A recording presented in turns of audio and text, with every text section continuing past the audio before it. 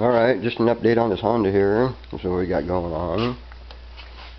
I fixed the distributor, fixed all the wires in the distributor, taped them all up to where they're insulated good, to where I knew none of those were shorting out. Put the distributor back in, all that stuff, still no fire. So, it was cycling the pump, we're getting injector pulses, it was doing everything it was supposed to be doing, except for sparking.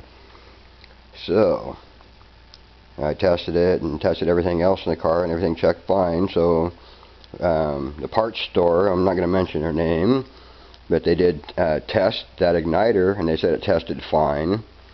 So that's why I was working around that igniter. We just didn't figure that was the problem, but all the evidence showed that it was.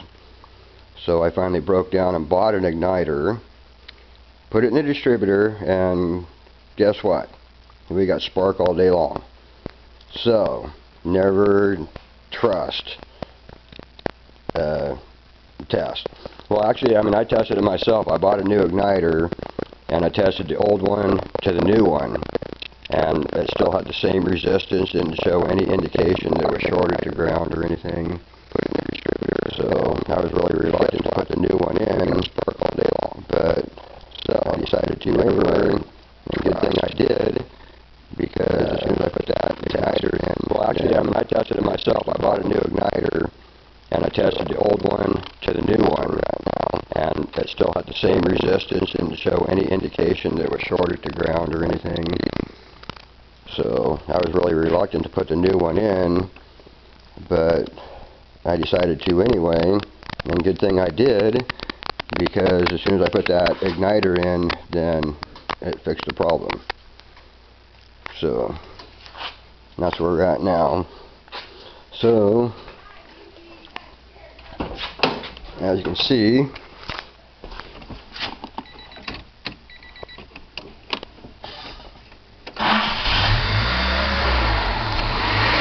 it runs.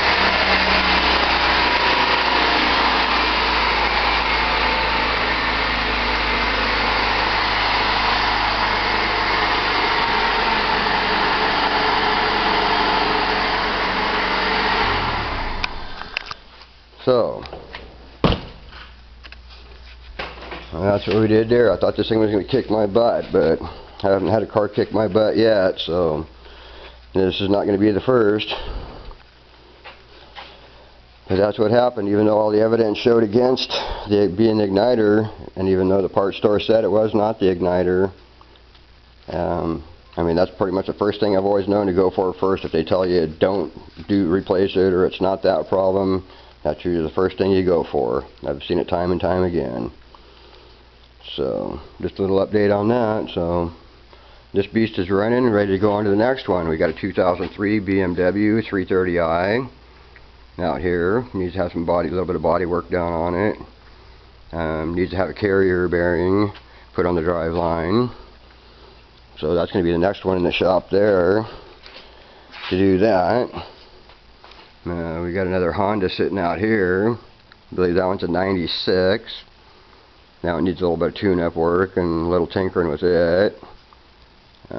Need to check for an oil leak. I believe it's coming out of the front seal on the transmission, or one of the axle seals possibly. He said he's had to put transmission fluid in it a couple different times in the last few months. So it does have a leak in there somewhere that we're going to check out.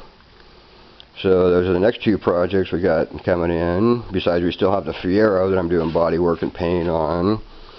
So yeah, the work's backing up. So glad to get this thing out.